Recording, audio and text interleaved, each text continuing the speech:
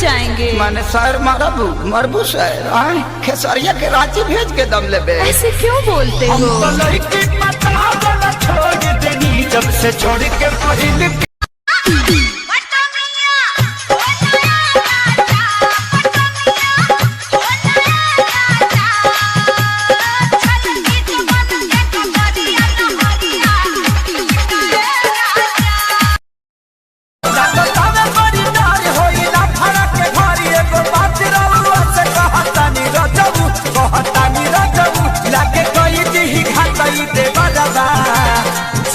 से कोड़ी दी जवानी रोचबू लागे कोई दी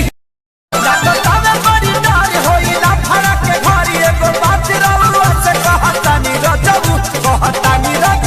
लागे कोई दी घाटई दे बजाबा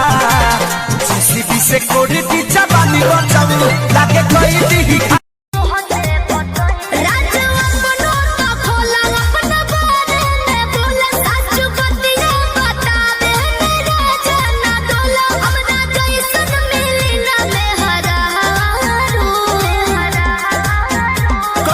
पिछला जन्म के करम कइले बारू एहो कइले बारू तबे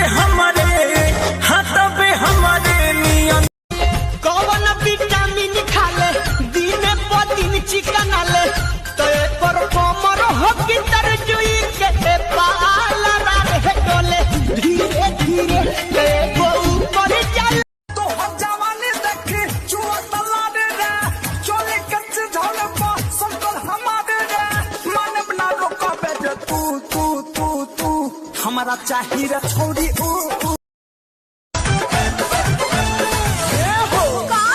देबू की न हो